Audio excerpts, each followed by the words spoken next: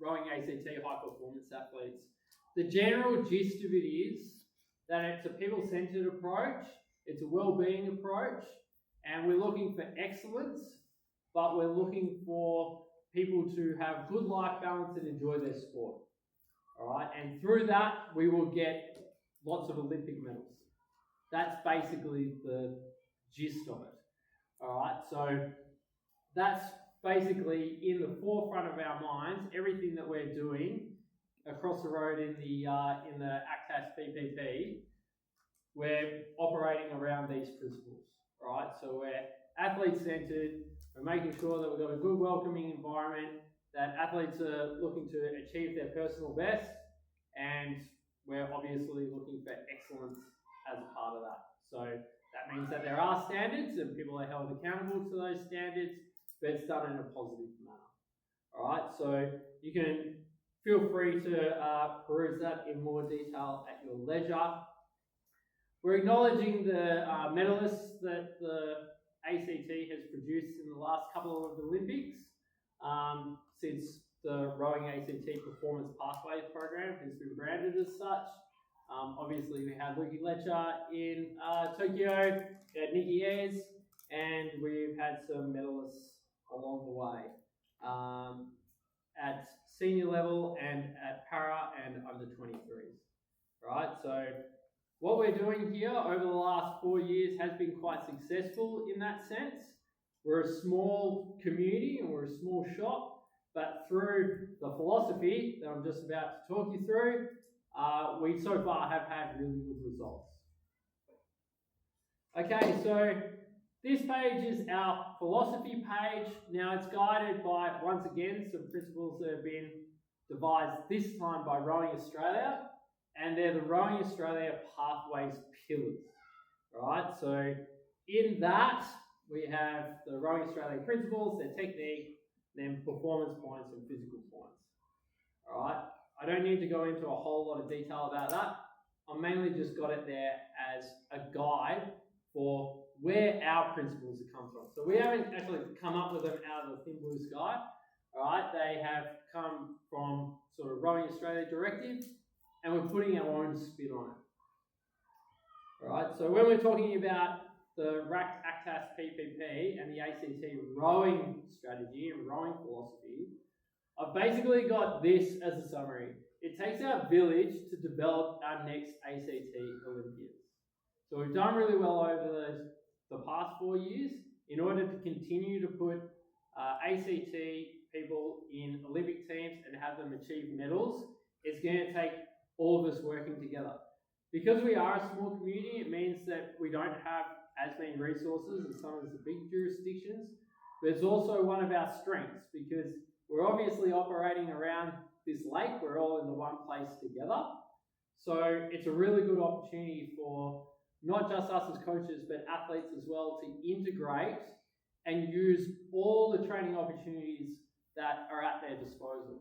Because in Canberra, it's all really easy to access. All right, so a working example of that, all right, obviously we've got some kids on training agreements. I'll talk about how you get onto a training agreement in a second. Okay, some of them are female athletes who are being coached by Nigel Harding for a couple of years. All right, so this is Nigel Harding here in the front row. So essentially, the way it works is Nigel will continue working with those athletes, and then ACTAS steps in and supports Nigel and the athlete in areas where there might be a bit of deficiency. At the moment, what ACTAS is able to provide is gym servicing. So those athletes will remain on Nigel's program, but we'll do the ACTAS gym sessions. We also have sessions on Tuesday, Thursday PMs in the ACTAS Boathouse. So those athletes can come in and do the ACTAS Boathouse sessions. All right, and then we come together and we could do monitoring and time trials and all that kind of fun stuff. All right, so that's a working example of how it works. We've got another one, Zara Turner being coached by Max at Radford on TA because she won nationals last year. All right, there's no point bringing Zara across to ACTAS full time. I mean, Max is already doing a fantastic job. Radford's a great school. All right, so what we do is we supplement Zara's training with a bit of S&C, and Max and Zara come across in the school holidays and they row out the Access Boathouse. Alright, so it's not just Max, okay, we got Zara on a training agreement, off you go Max, and it's definitely not, oh, Zara's on a training agreement, she's with us now. It's making sure that Max can continue his work and his development with Zara, but we fill in the gaps. Does that make sense? Yeah. All right, now this opportunity is open to all of our ACT athletes. The Tuesday, Thursday sessions, for example, here at the Boathouse, all right, they're open to anyone that a coach puts forward to me. All right, so we're looking to have ways in which we can just integrate and support each other so that our athletes get access to everything that they need to be able to train as much as they need to be able to achieve their performance goals. Does that make sense? Yeah? Perfect. All right, so, and just a couple of points on our program's philosophy. Okay, we prioritize behaviours. Okay, we're a high-performance sporting environment, so we want to make sure that athletes are demonstrating high-performance behaviours. We have individualised approaches. You'll see that in all our programs. Industry-leading operations, that's my job. All right, make sure that our athletes have the best accommodations, best access to support in support services, best access to regatta centres, travel, all that kind of stuff. So that's what I try to do. I'm quite passionate about it. We get a bit competitive about getting the best at ACOM and all that kind of stuff. All right, so that's what that refers to. And shared stories as well. So making sure that between us as coaches, all right, we're actually talking about our strengths and our experiences, and athletes are integrating and actually getting the opportunity to mix and mingle together. All right, so a little Mara thrower, such as Harrison Braithwaite, can go out for a paddle with Cormac Kennedy Leverett. All right, and a bit of monkey see, monkey do, just learn off being around that kind of standard of athlete. All right, so that's our philosophy. Down here we have our focuses for this block. All right, so we have our ingredients to success.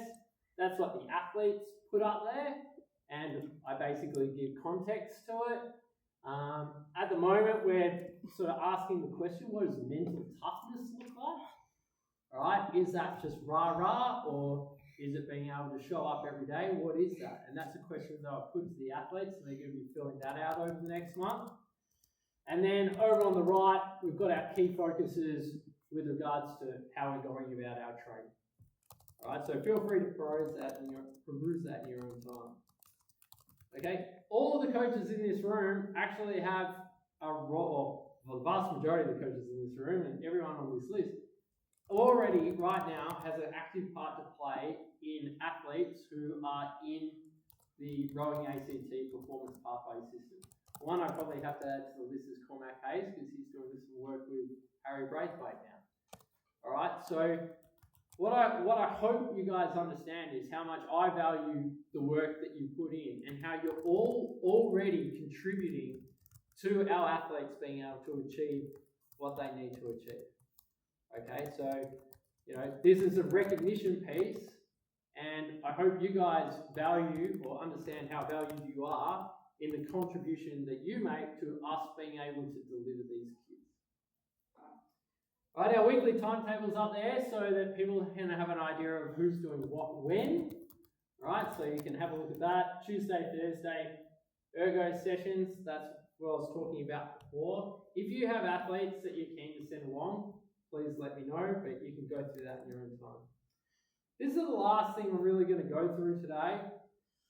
Is the ACT benchmarks. Now, people sort of ask the question, well, how do you become an ACTAS athlete? Like, how do you get a training agreement? How do you get onto scholarship? We don't know what the pathway is, right? Essentially, we are a performance environment. So athletes need to demonstrate they have capabilities worthy of support. Now, there are avenues to be able to achieve that, and these benchmarks are one of them.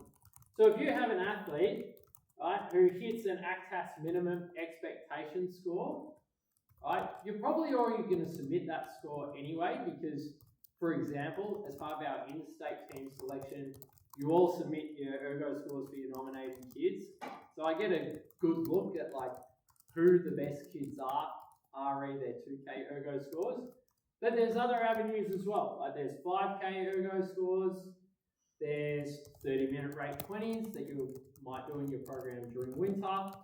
There's the rack step test, which if you've got a kid who might be pretty handy but has a thing about the erg, let me know and we can actually run them through this step test on the erg. That's a lot less mentally daunting, and you can get a good idea of what the athlete's raw capabilities are. You've got monitoring prognostics, right? So prognostics are world's best times. If you're not 100% sure on that, I won't go into the detail of that tonight, but feel free to ask. But these are just percentages of world's best times that we just do on our 1800 meter course. So if you've got a kid who like goes away, trains over summer, trains the house down, and then come back and you guys knock out a rate 28 piece over the 1800 meters, and they're knocking out a sort of 88% plus of their age group. So if you're a school program, it would be under 19. Then submit it, let me know. And then we can actually have a conversation about, well, you know, if this kid's really up and coming, well, maybe we can either match them up with some other kids if they don't have like for like in their program and they're a standalone, or we can see if we can include them in some ACTAS stuff. You know, it's just about you understanding that all you need to do is let us know that this has happened, and then we're happy to talk about support in either way. All right, we've got the winter time trials or the RAC national time trials, all right, and that's percentages based off the top ACTAS person, right? So if they come down and the top ACTAS person has done 100%, and then you've got a kid who's done 94%, they are within 6.5% of the top prognostic, right? So obviously I'll be able to see those results. So if I see that result, I'll probably reach out to you and go, hey, like, let's talk about Andrew Smith, right? He's just done this prognostic. What do you reckon? Do you need any support? Does he need any support? What's some things that we can do over winter? That kind of stuff. All right, and then of course you've got your just raw racing finishing places, right? So for example, Zara Turner, Harrison Braithwaite, they won a single event at the Nationals. Straight away onto ACTAS support. All right, so if you go out and they win stuff in their single, that's an avenue as well. Does that make sense? All right, so if you want to actually go through these and have a look, feel free. Any questions, just ask. But we're a small community, and I've got eyes on most of the training data that's being popped out because of time trials, because of state team selection and all that kind of stuff. If I miss something, please reach out and let me know. And we'll have a conversation like me and Tom did about Harry Braithwaite after Nationals, about, all right, Tom, you've done an amazing job. Harry's doing really well. How can we help? And then we just fill in the gaps. Does that make sense? Yeah? Clear as mud? Beautiful. How am I going for time? We're out on about 15 minutes. Perfecto. Just quickly before I go, in fact, I'll do a very, very, very quick run through of this little thing down here, okay? The tech model suggested progression for ACT juniors, right? This is like what you can expect if one of your kids winds up in an ACT Pathways 8 or an under 21 team, or, you know, if you like to take it under consideration for what you're doing in your shop. The way that I see the tech model best working is through the water first. Make the boat go fast. Yeah, all right. So from catch to finish, focusing from the second that they're jumping in the boat, making sure they've got really good push, really good swing and acceleration, and basically sending the boat as far as they can with every single stroke that they got. So starting with that from the beginning, right? the catch, early drive, mid drive, late drive, and drawing up to the chest. So everything that you're doing through the water to make the boat go fast, I start with that. Well, that's what I used to do when I ran school kid programs. Right, then as you progress through, it's about taking the blade out of the water and going through those early sequences. Right, so you've made the boat go fast. Now use your skills while your blades are out of the water to let the boat move fast for you. Alright, so you get better return for the power that you've put in by executing better skills during the recovery. And it basically swings around back to the catch again. So when I have my school kids, that last month would basically only be talking about the catch, because we spend a lot of time talking about driving the boat as far as we can, drawing it up to the chest, taking the blades out of the water, getting the arms away from the still body, getting set by quarter slide, half slide, three-quarter slide, then the catch. Alright? But the general philosophy is, so when there are ACT interstate crews floating around, you should see them pushing the boat as far as they possibly can through the water every single stroke that they got. And then we develop the skills out of the water to get better return for the speed. Does that make sense? Very simple. That's the way I like it. Okay. Now, you guys can sit and ponder on that quick little deluge of information that I gave you. We won't go into questions directly on that yet. We'll go to Sarah first, and we'll open the floor up for questions at the very back end. Sarah Hammond, everyone.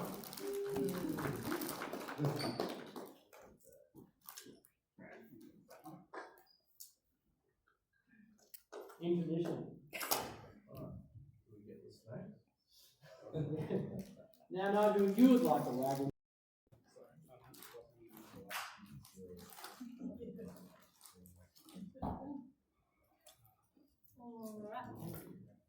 So, my name is Sarah Hammond. I am going to be working across the road at the men's NTC. So far, well, prior to that, I've been working the last 4 years with the para rowing team. And prior to, so with the para rowing team, went away with them to the Tokyo Paralympics and the Paris Paralympics. And before working with the Paris squad, I was involved with the under 19 and under 23 teams. So tonight we'll sort of go through some of the most common rowing injuries. I'll sort of talk about, I guess, the general mechanism of injury, and then I'll speak a bit about preventing those injuries. Along the way, feel free to ask any questions as we go. I'm happy to keep it pretty informal. And yeah, if you think of anything as we go, just sing out. I'm happy to be directed by sort of particular areas that you guys want to know about. So if we digress at all, then that's okay. So first of all, just quickly, some of the most common rowing injuries that we tend to see, I guess the biggest one being lower back pain. Buttock pain is often very common as well. We tend to see a bit of intersection syndrome, which is sort of the wrist and forearm, and chest wall pain is the other sort of big one in terms of, I guess, time off water in particular. All right. So when it comes to lower back pain, across the general population, lower back pain is fairly common, but it is particularly common in rowers as well.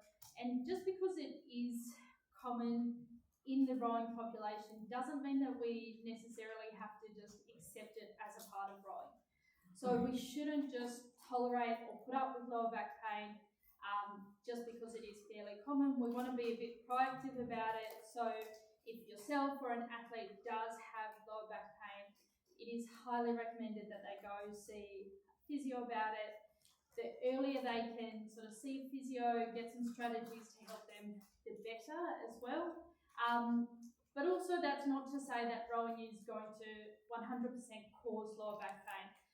So what we've found is that an athlete that can sort of go through school and sort of university level rowing without back pain often has better outcomes for the rest of their lives in terms of they're far less likely to develop lower back pain as an older adult. So rowing isn't going to cause lower back pain, although it is common, and just because it's common doesn't mean we should tolerate lower back pain as just a part of the sport.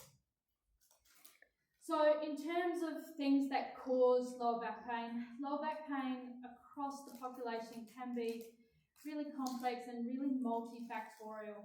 There are some things that we can influence and some things that you as coaches or even parents or staff can influence, and some factors that we sort of don't have as much control of.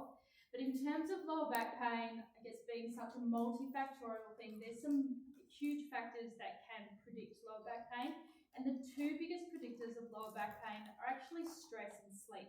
So beyond any sort of movement pattern, stress and sleep are the two biggest predictors for lower back pain. So if you're, for example, a school coach or a club coach, and maybe you've got athletes that are at uni, they're going through exams, they're sitting for long periods of time, they're stressed about exams, and maybe they're having less sleep. That's sort of priming the body for an injury, or in particular lower back pain. And so there's sort of times in the season that you just want to be a bit mindful, maybe adapting the loads to accommodate their life load as well. So it's sort of something to be mindful of, knowing that you might be coming up to that sort of exam period, just knowing that sort of priming the bodies for a potential injury. The other sort of big thing as well that we can influence is what the athlete sort of believes about their pain.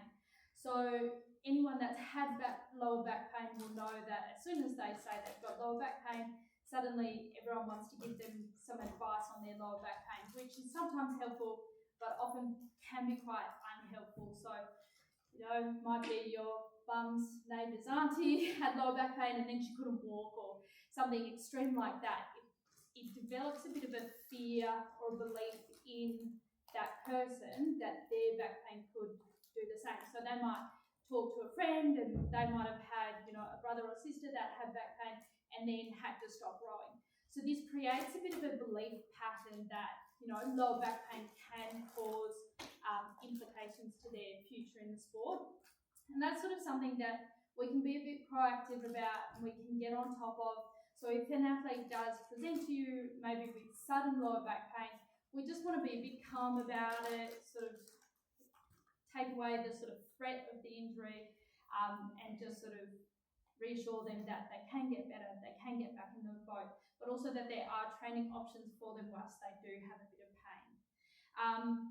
I guess the biggest area where we can impact is the biological factors, so things like training loads, strength, flexibility, and their motor control. So, like I said, sort of pain in general is quite complex, lower back pain especially is quite complex, and it might not always be down to a single structure. It's always very multifactorial, and also sort of imaging doesn't always tell us sort of the extent of the pain or the injury or how long the injury could last. We could sort of image everybody here, and regardless of whether you've got pain or not, everyone would have some sort of changes in their back. It doesn't always tell us whether, you know, you do have back pain or not, and how long it's going to take you to get back. So every lower back is different, every athlete is different, and we just have to sort of, I guess, control the factors that we can control.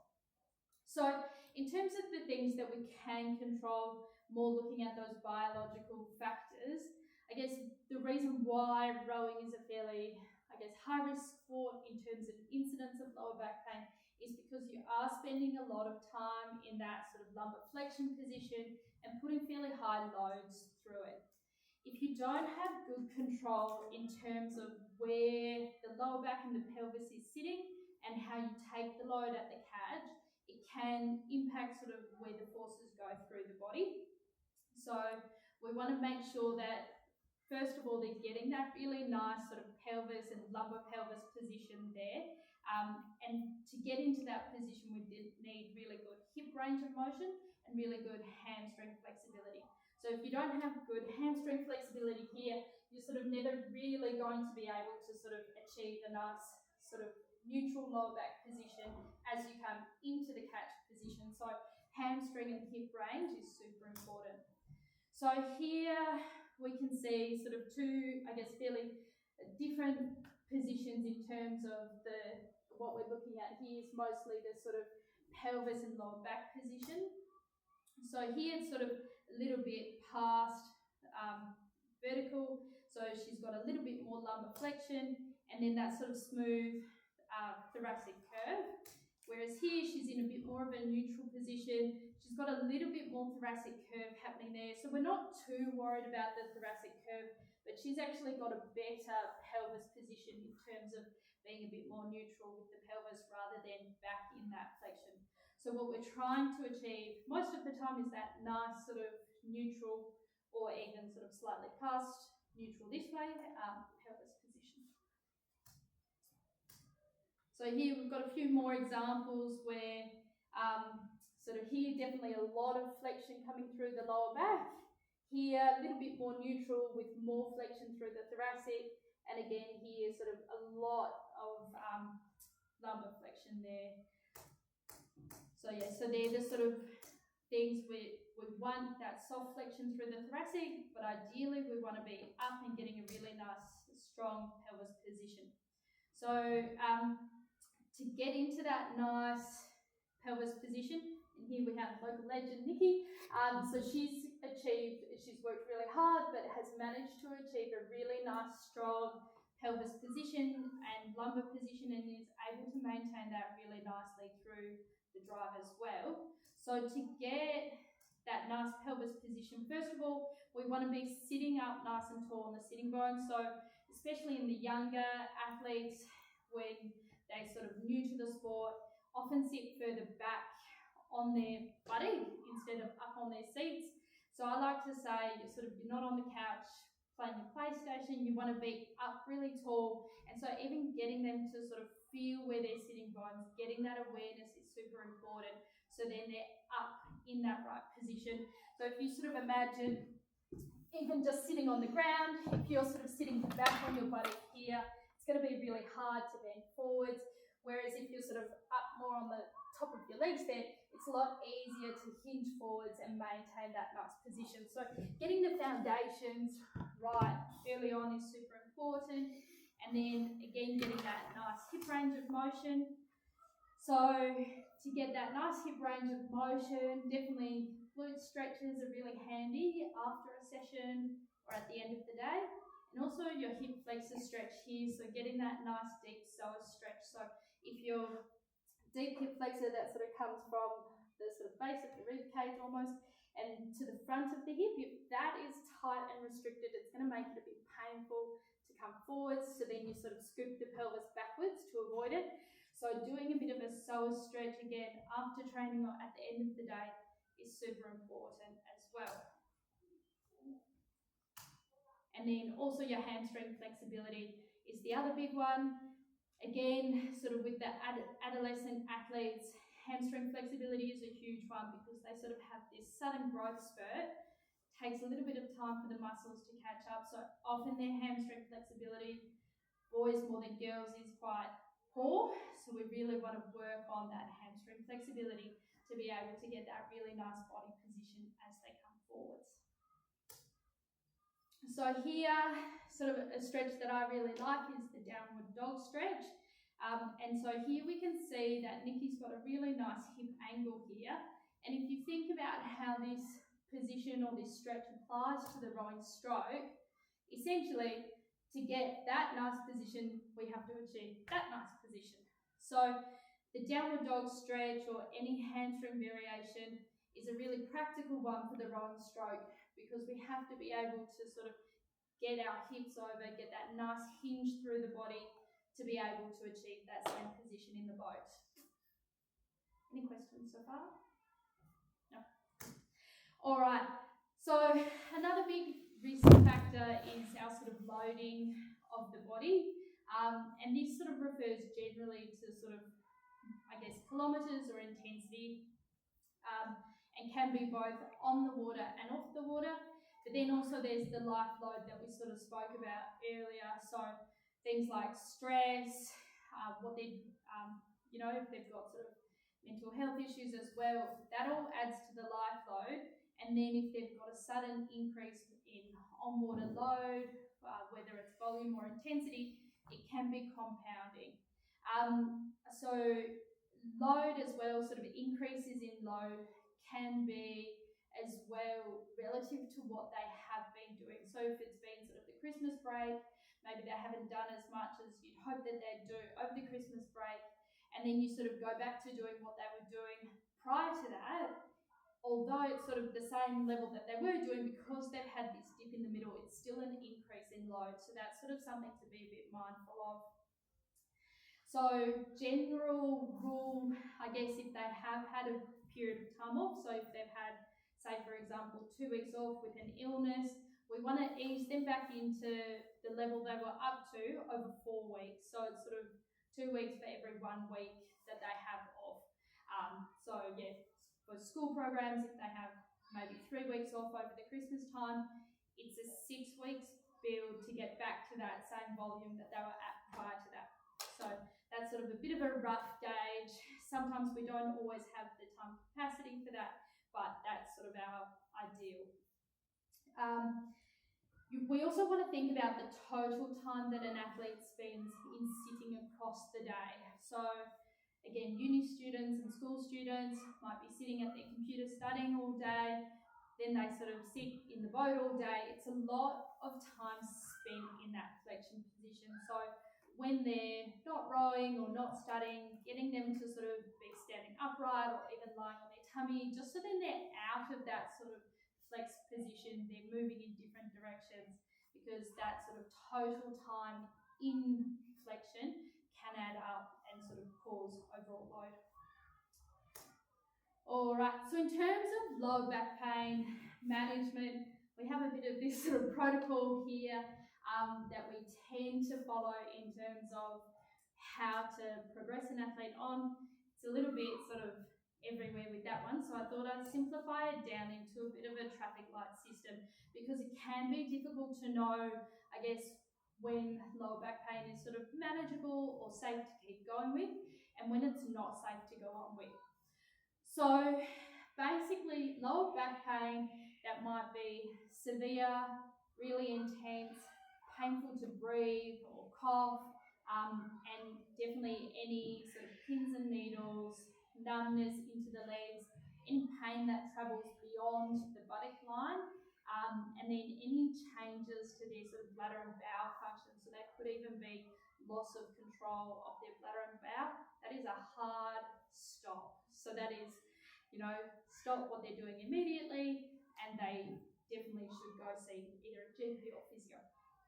So yeah, basically sudden, really intense pain, pain into the legs, or pain with coughing or breathing, need to stop. Pain that sort of doesn't really settle down from session to session. If they have decreased range, so if they can't bend forwards without it causing pain, or they can't bend backwards without it causing pain, and pain that sort of travels from the back down towards the body, we definitely want to modify their sessions there. Again, sending them to a physio as soon as possible, but that type of pain, we're looking to modify their sessions, whether it's sort of shorter sessions or bike supplement, definitely. Pain that's sort of fairly low grade, might settle after sort of 5 or 10 minutes, and sort of doesn't persist more than a few days. We're sort of pretty happy that it could just be sort of mild pain that they're able to sort of carry on with. I would still recommend that they go see a physio to get on top of it quickly, so then it doesn't progress. But yeah, sort of low grade pain, fairly dull, settles quickly, and they've got full range of motion, so they're able to sort of reach to the ground without any pain. They're able to bend all the way backwards without any pain. We're sort of okay for that pain to sort of see how it goes. But yeah, if in doubt, definitely send them to the physio. And the physio should be able to provide them with a bit of an idea of the nature of their pain, but also some cross-training options that they can do. So just because they've got lower back pain doesn't mean that they're sort of to do nothing. There's still heaps of things that they can be doing, whether it's sort of bike or run or swim to keep their cardio going, and specific gym exercises to be doing as well. Cool. Is that protocol available to the public? I think Are you happy to send me the PowerPoint at the end? Yeah, absolutely. I think this one is available. I'll double check. There's also on the RA website, there is a rowing sort of lower back first aid sheet as well, which has similar to this one. So yeah, so the rowing first aid on the RA website has similar. Yep. Cool. So in terms of preventing lower back pain, load management or keeping a training diary is really helpful, and that can also show or identify sort of the dips, because I find it's most often the sort of the unexpected dips in training and then returning to their previous load that sort of sneaks up on you a bit more, so then the sort of increase in training load. So keeping a bit of a diary is super handy, or most sort of Garmin and things like that can track it, so then they can see that sort of sudden dip and then return to load that might be a little bit too much too soon is a huge one. In terms of working hip range, so your hip flexor length, hamstring length and glute length, stretching is one strategy, but also we get better muscle length with better strength. So if you've had an athlete that's had persistently sort of tight hamstrings, really targeting a few hamstring exercises in the gym can help to improve the muscle length. So we get better length of the muscle with better strength of the muscle, but also we want to build robust rowers. So we want to be, I guess, anti-fragile. The way we become anti-fragile is by building strength. And I guess a few key gym exercises can be super applicable to rowing. So if we think about a squat, it's essentially the drive. So any squat variations, whether it's front squat, back squat, goblet squat, should be a key exercise in any gym program. Similarly, the hip hinge, so something like a deadlift or an RDL is a really essential part of any gym program. We also want to include a single leg element, so whether that's a step up or a lunge. And then we want to have upper body push and an upper body pull exercise as well. And then including some trunk work, so things like dead bugs or pull-off press are really good in there as well. So having a gym program makes for a robust rower, protects you against injury, so we need to have the strength to be able to tolerate the loads. So definitely athletes of any age should or must be doing strength work. So yeah, and then after a row is the time to do your stretching. So pre-row, we want to be focusing more on a dynamic warm-up. Post-row is when you can do your stretches.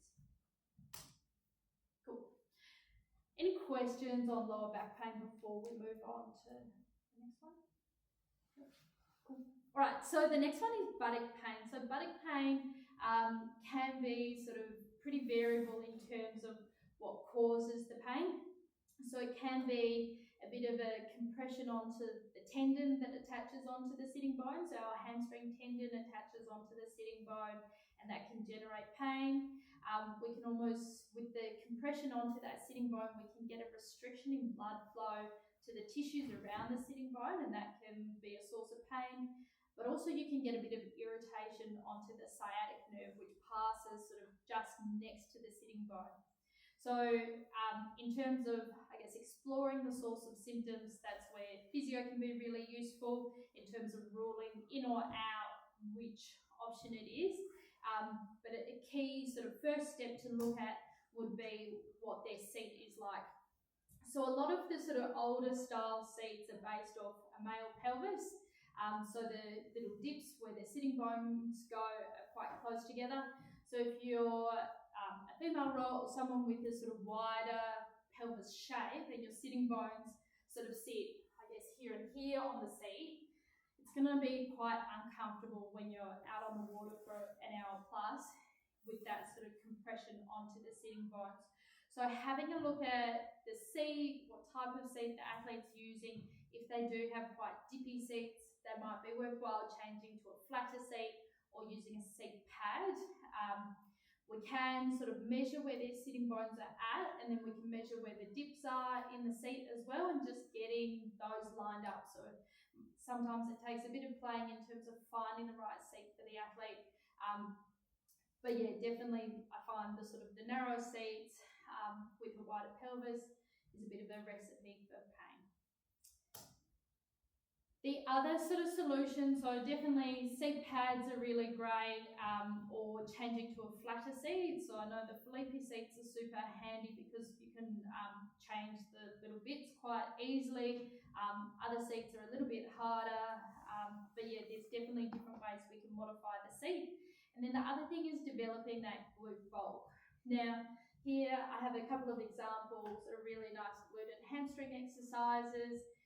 What I haven't included in here is that actually to get a change in glute bulk, we need to add significant weight to both of them. So to be getting sort of hypertrophy of the muscle, we need to be lifting heavy loads. So again, in the gym, making sure that your athlete or you are doing a really nice strength program where you're building that muscle bulk. So in particular, if you are looking to increase the glute bulk, we want to be doing fairly low repetitions, so sort of 5 reps and sort of 4 to 5 sets of those. So fairly low reps with high loads is the best way for developing that glute bulk. All right, any questions about buttock pain before we move on? All right, so the next one is intersection syndrome. So this year in the Australian team, we had 3 cases of intersection syndrome, all leading to surgery. And the recovery time from surgery can be anywhere from ideally 12 days to 45 days. And so with intersection syndrome, it's sort of the friction between your extensors and your thumb tendons. So you can get a bit of hypertrophy of your thumb muscle, which frictions against the extensor tendon. Sometimes we can get a bit of a tendinopathy, so an irritation of the tendon, more so than that true intersection syndrome as well, but it presents fairly similarly with pain around the wrist. And it can come on fairly quickly in terms of the athlete might not have a lot of symptoms before and then it sort of flares up quite suddenly, but often it can be sort of preceded by a bit of a change in their grip or change in technique or sort of fairly rough water as well. So yeah, so change of handle, rough water, bit of change of gearing or pitch, and also sort of athletes that might go out and spend a whole lot of time doing specific drills for squaring and feathering, can all lead to change in load for the tendons, and then that can create an unhappy tendon.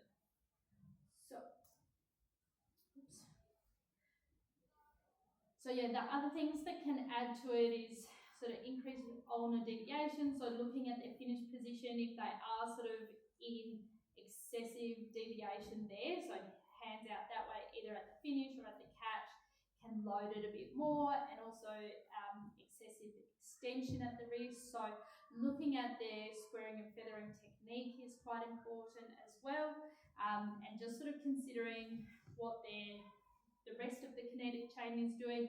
So if they're sort of fairly tight through the pecs or restricted at the shoulder, they sort of don't have as much space at the finish, so forced into a bit more deviation. Whereas if they're sort of opening up through the chest and have that nice range, they then have a lot more space at the back turn to be able to get the or out with less deviation. So thinking about not just what's happening at the wrist, but what the rest of that chain looks like is quite important for managing intersection syndrome or hopefully preventing it before it happens. In terms, I'll just quickly sort of say on intersection syndrome. So whilst we did manage the cases that we had with surgery, there are conservative management options. So we can do splinting, topical anti-inflammatory gels, or even a cortisone injection. So Intersection syndrome, when it's quite severe, often does lead to surgery, but there are some conservative management options as well with that. Cool. So this brings us to chest wall pain, which much like sort of lower back pain, it can sort of be very varied in terms of what causes lower back pain, so we can get referral from a thoracic joint or disc that sends pain outward. It could be an intercostal muscle strain or the serratus muscle that connects the shoulder blade onto the rib cage, or the big one is the sort of bone stress reaction or bone stress fracture. So when we speak about a bone stress fracture, we're sort of looking at bone on a continuum here. So we have healthy bone here. If we apply absolutely sort of no load and no force to that bone, the bone hasn't got any stimulus to respond to. So the bone actually gets rid of some of its minerals that it holds, and so we sort of get less density in the bone. If we then increase the load on the bone sort of more than it has time to adapt to, that's when we can sort of fall into this side where we continually sort of, I guess, cause a bit of a micro trauma to the bone. And then if we continue to do so, we sort of head into this reaction phase. And then if we continue to push through sort of loading the bone greater than its tolerance, it then becomes a stress fracture. So when we speak about a sort of a rib stress fracture, it can be sort of anywhere on this sort of continuum here. All right. In terms of bone health, it's so multifactorial. So there's so many things that can influence bone health. One of them is our sort of training volumes. So much like we spoke about before, the sudden increases in load can be a factor, but it's more than that. It can be hormone health, RED-S, which is relative energy deficiency syndrome. So if we're not getting enough calories in compared to what we're burning, the body sort of draws on what resources it has, and some of those resources are held within the bone. So if we're not getting enough fueling after our sessions or before our sessions, that's when we can sort of fall into this RED-S syndrome. And then sleep and recovery, again, if we're not getting adequate sleep, our body can't repair itself. Now, when we look at sort of bone health here and all these factors, there's even more factors than this, but all these factors, they then all sort of play into each other as well. So if there's a bit of a chink in the chain anywhere through here, it can all affect bone health. So our training volumes can impact our energy availability can impact our hormones, and so on. So it all sort of feeds into each other. So when we're thinking about a rib injury, the management approach, because bone health is so multifactorial, we want to have a multimodal approach to managing it. So looking at the athlete as a whole, so are they getting good sleep? Are they eating and refueling appropriately? What's happening with their broader sort of general health, and so on. So it's hugely multifactorial, so we want to manage it as a multifactorial condition. So some of the, I guess, because, like I said, it's sort of quite a complex thing when we look at bone health. The way we can sort of simplify it down is when it comes to bone health, we've got Bob the Builder that sort of lays down fresh bone, and we've got Pac-Man that comes along behind him and sort of chews up the bad bone. Other way around. So we've got Pac-Man that sort of chews up bad bone, and Bob the Builder comes behind and lays down fresh bone. And so ideally what we want to do is slow down Pac-Man that's sort of chewing up the bad bone and speed up Bob, who's laying down the fresh bone.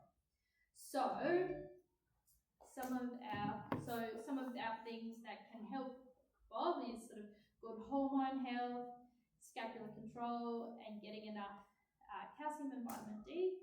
And then some of the things that can speed up or impact the Pac-Man side is the load, technique, and also the sort of forces being put through the body with the oar or the blade and the rigging. So in terms of, I guess, preventing ribs, we can only really control the things that we can control. So that's things like technique, volume, and again, training diary.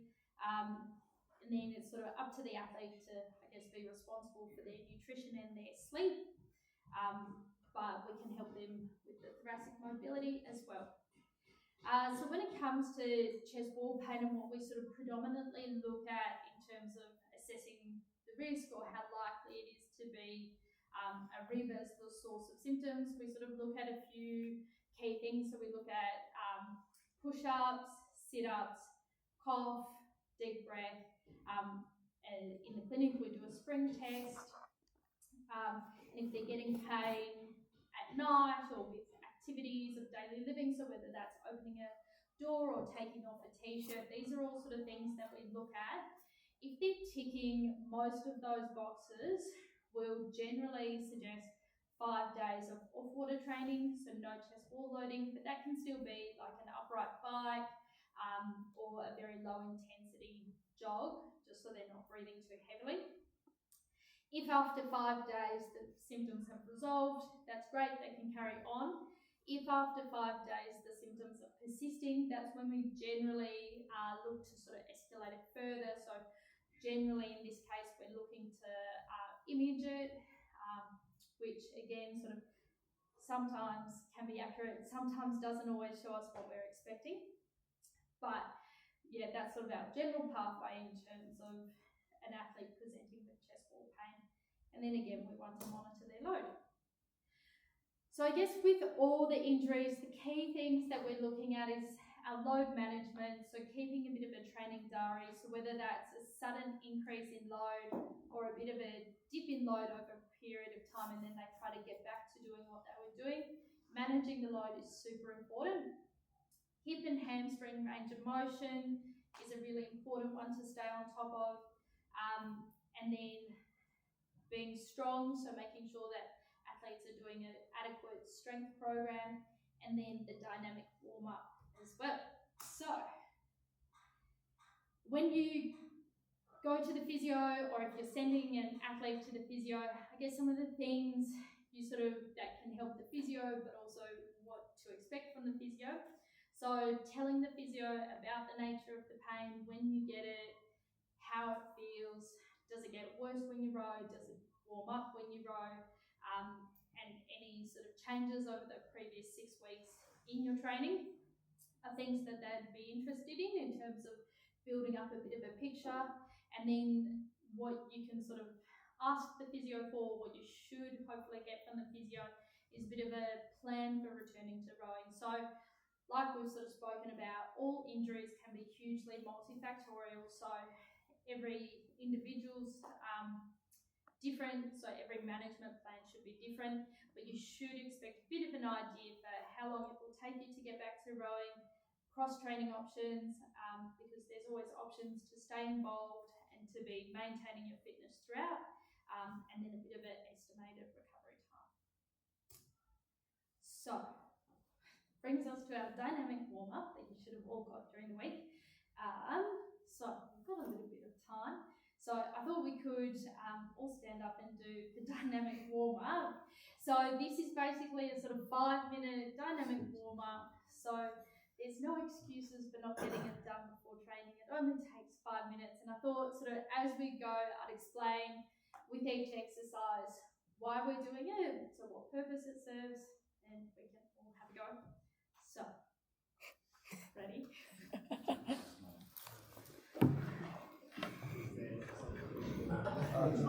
Just stand over there. I was gonna say, Sarah, if you go like slightly this way, I can get it on that way. I can get it on. I was like, that way, yeah, I'll get it on video.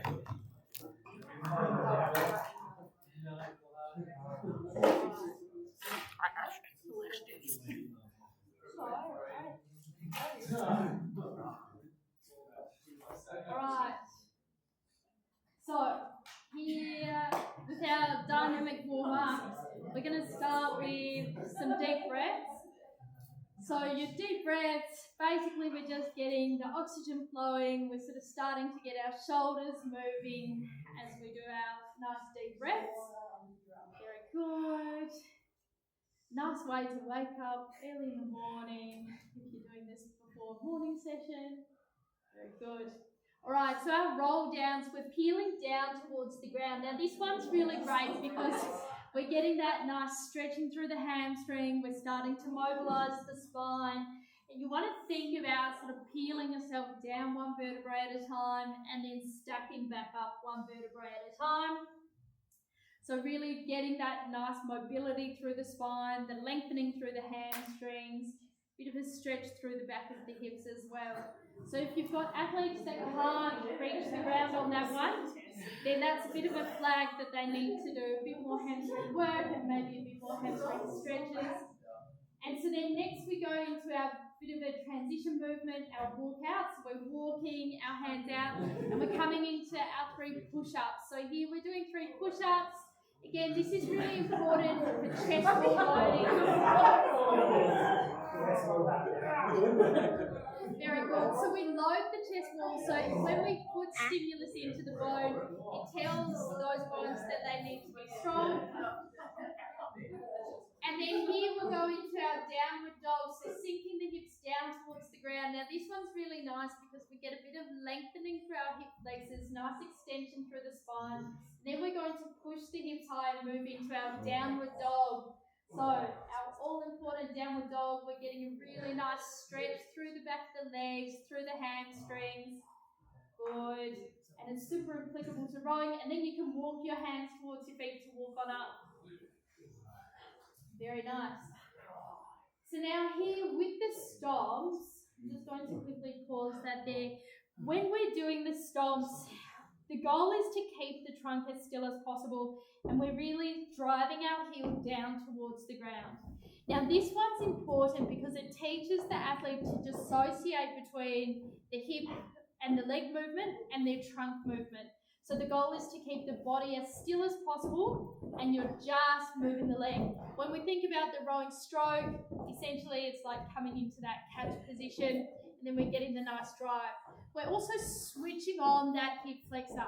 So like I said, we get better length with better strength. So those hip flexor muscles that can get a bit tight, if we start working them here, sort of hopefully prevents them getting too tight. So we want to be switching them on, waking them up.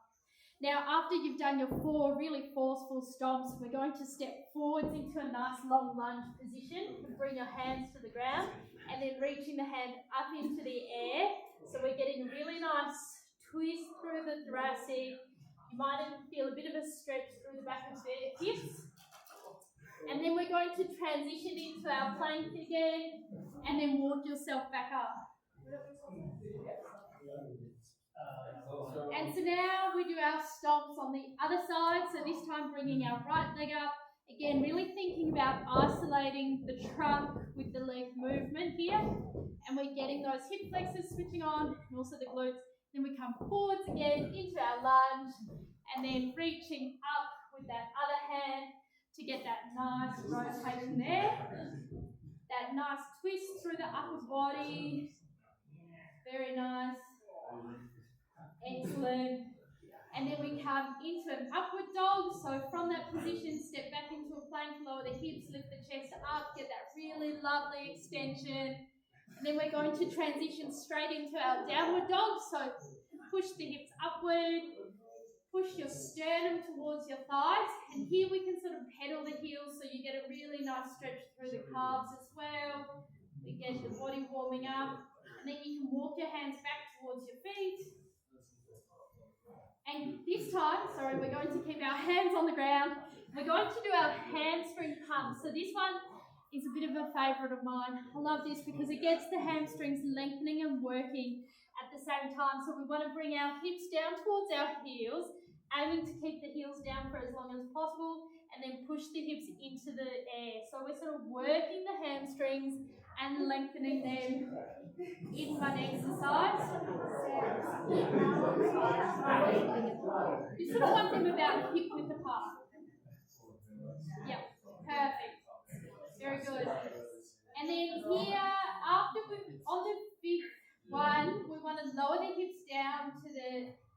Lower the hips down to the heels again. Bring the hands into the air and then stand up. So we're sort of building on that hamstring pump. We're going hands down to the ground, hips down, hands up, stand up. So again, this one's super applicable to the rowing stroke, because when we think about the rowing stroke, essentially here we're doing that drive, but holding the body in that nice extension position. So we do 4 squats. Lovely work, everybody. And then after this one, we're going to bring the hips nice and wide, and then we're just going to slowly transition side to side. So here we're getting really nice stretch through our adductor muscles, as well as working the glutes. So we're getting that really nice stretch, and then going into some windmills. So again, we're getting a nice twist through the thoracic. Excellent, that's looking perfect, everybody. And then we're going to transition again into our downward dog. And then we're going to move straight from the downward dog in towards the upward dog. So then slowly sink the hips down, feel that nice extension. And then after this, we're going to come back into our strong plank position and then walk your hands towards your feet again. Very good. And then almost there, just 5 squats. So for this one, sort of try to keep knees and feet in fairly close. So like you would be set up in the boat, your feet and your knees are sort of staying in, they're fairly narrow, but we're trying to sort of work that extension through the back by holding the arms up. And then you can bring your arms wide and give yourself a hug. There we are. So it's a sort of fairly, hopefully fairly straightforward. It's designed to sort of flow from one movement to the other, designed to be nice and quick and efficient. So before you hop on the water, 5 minutes, not too long, should be achievable for everyone before you hop on the water. Excellent. We are done.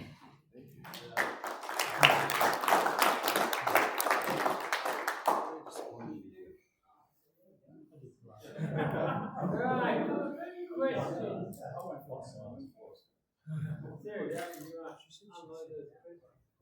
I think we might have covered a couple of them in the session.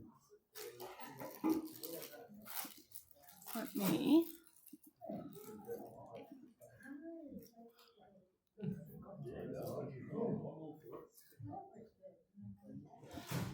All right, so we had backloading management and injury prevention, which we covered. Appropriate return to injury timeline, which, as we said, it's kind of... Yeah, so can just be in terms of sort of when to expect to get back to rowing, it can be hugely variable on the injury, but also the individual. So unfortunately there's no clear answer for that one, but on an individual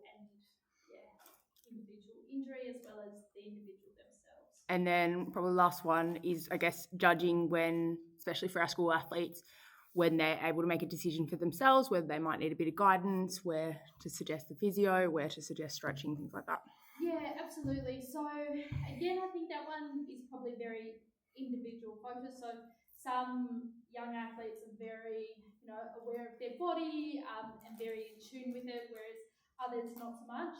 I'd say when they've had pain that sort of, persisted over 2 or 3 sessions, or they've had to modify training for at least 2 or 3 sessions, is when I'd definitely send them on for physio review.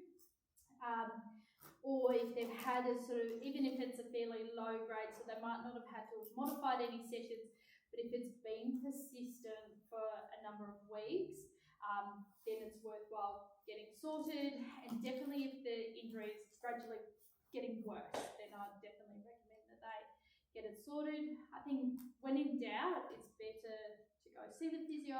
At the very least, they can be provided some exercises and a few strategies to manage it or prevent it in the future as well. So, Yep, that was the last of the questions we had down. So open to the any floor. questions?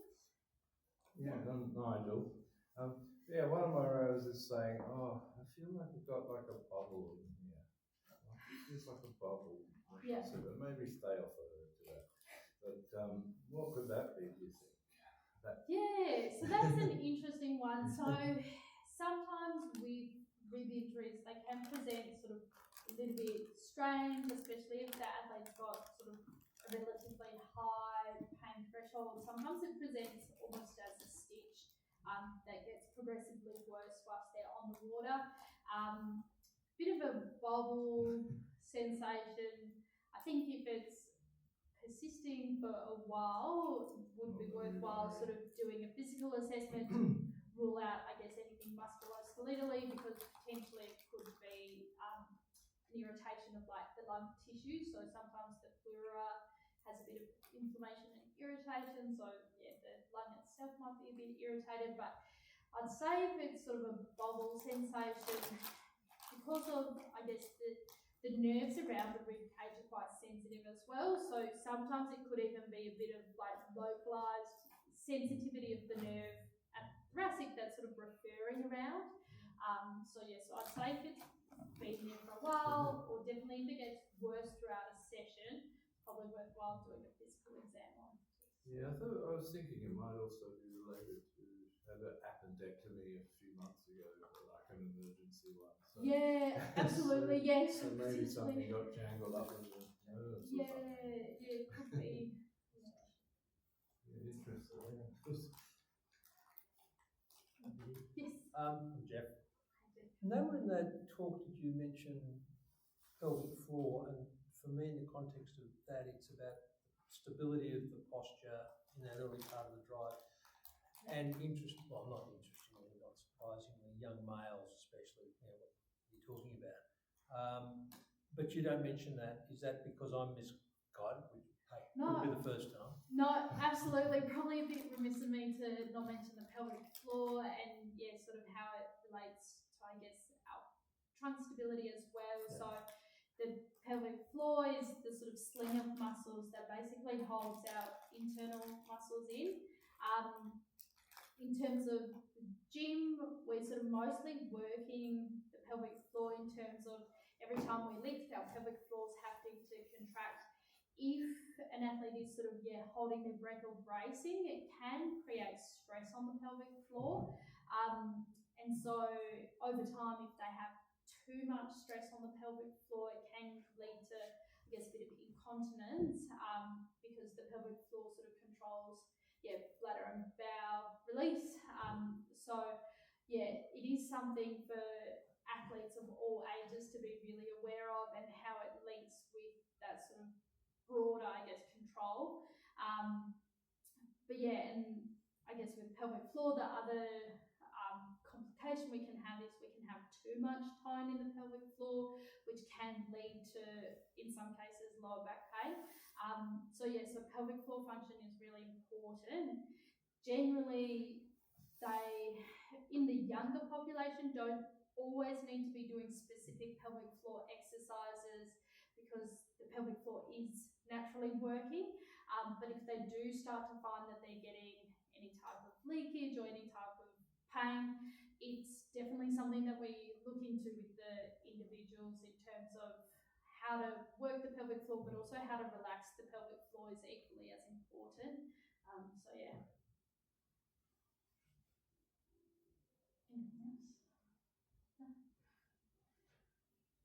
Amazing. Thank you so much, Sarah.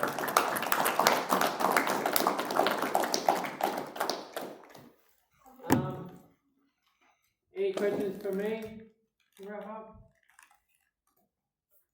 You've done an incredible job. All right, so look, thank you all so much for coming. There are scheduled sessions such as these planned out for the next 12 months with a variety of topics.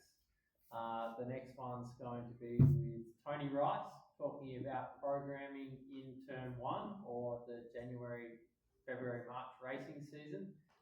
So that should be good fun. Sarah's going to put up all the dates and presenters for that. That'll go up on the Rowing ACT website in the next day or two. And so we'll be able to just upskill together. But once again, thank you, Sarah, and thank you all so much for your work. You know, we're a small little community, but we are powerful. You know, we have CGGS have won medals at nationals. How many years in a row now, Kat? A lot. A lot. Many years in a row. We've got Beth running one of the finest rowing facilities on the planet. We've got ANU with one of the strongest women's squads over the last 5 years. You know, we've got Marist and Radford, who were medalists in the quads last year, and obviously medalists in the single sculls as well. You know, we've got Black Mountain Rowing Club with a group. We've got CRC with a fantastic group, especially of young men at the moment, and hosting Saturdays big boat rows. You know, so we've got a lot going on in this community. We've got a wealth of talent. We've got CGS with bloody Olympic coxswain running the show there, and some great kids coming through. Nick coming over from WA. We got Bags over there doing stuff everywhere. You know, look, I just really want to thank you for your work, and I really look forward to just growing and learning with you all over the next few years. Thanks again.